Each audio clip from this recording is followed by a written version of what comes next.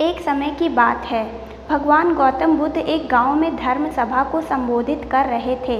लोग अपनी विभिन्न परेशानियों को लेकर उनके पास जाते और उसका हल लेकर खुशी खुशी वहां से लौटते। उसी गांव के सड़क के किनारे एक गरीब व्यक्ति बैठा रहता तथा महात्मा बुद्ध के उपदेश शिविर में आने जाने वाले लोगों को बड़े ध्यान से देखता।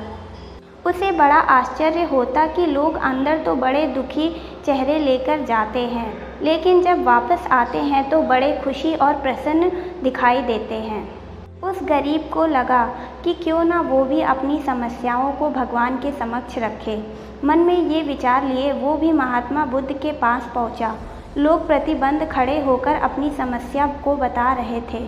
जब उसकी बारी आई तो उसने सबसे पहले महात्मा बुद्ध को प्रणाम किया और फिर कहा, भगवान, इस गांव में लगभग सभी लोग खुश और समृद्ध हैं, फिर मैं ही क्यों गरीब हूँ। इस पर उन्होंने मुस्कुराते हुए कहा, तुम गरीब और निर्धन इसलिए हो क्योंकि तुमने आज तक किसी को कुछ दिया ही नहीं। इस पर वो गरीब व्यक्ति बड़ा आश्चर्यचकित हुआ और बोला, भगवान, मेरे पास भला दूसरों को देने के लिए क्या होगा। मेरा तो स्वयं का गुजारा बहुत मुश्किल से हो पाता है। लोगों से भीख मांगकर अपना पेट भरता हूँ।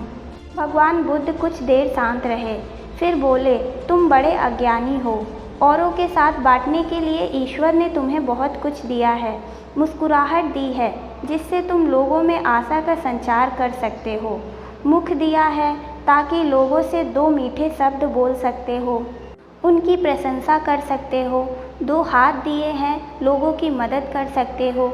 ईश्वर ने जिसको ये तीन चीज़ें दी हैं वो कभी गरीब और निर्धन हो ही नहीं सकता है। निर्धनता का विचार आदमी के मन में होता है, ये तो एक भ्रम है, इसे निकाल दो।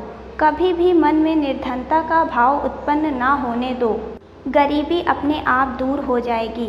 भगवान बुद्ध का संदेश सुनकर उस आदमी का चेहरा चमक उठा और उसने इस उपदेश को अपने जीवन में उतारा, जिससे वो फिर कभी भी दुखी नहीं हुआ।